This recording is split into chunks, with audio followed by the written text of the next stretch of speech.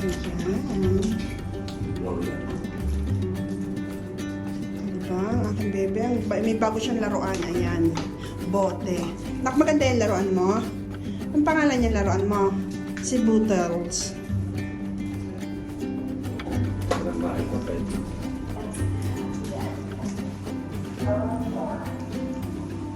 So, ito mga kainan. Meron silang Absamaza, Arabic table. Lemon garden is where? Kids zone.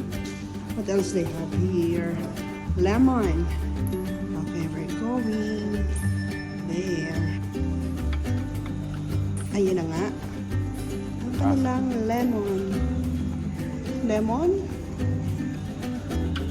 Nasaan ang lemon? Doon pa, sa dulo. Ito ang kanilang lemon. Ayan. O, diba? May paganyan pa si ate. Lemon.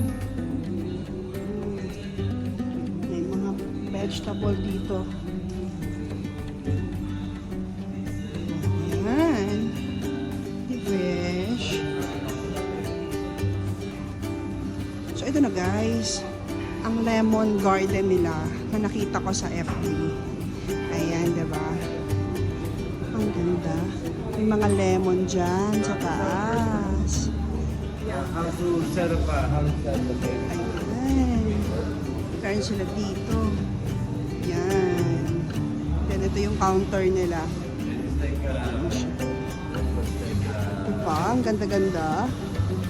O, kaya lang hindi kami pwedeng upo dito kasi smoking area daw. Para sa mga nag-smoke lang.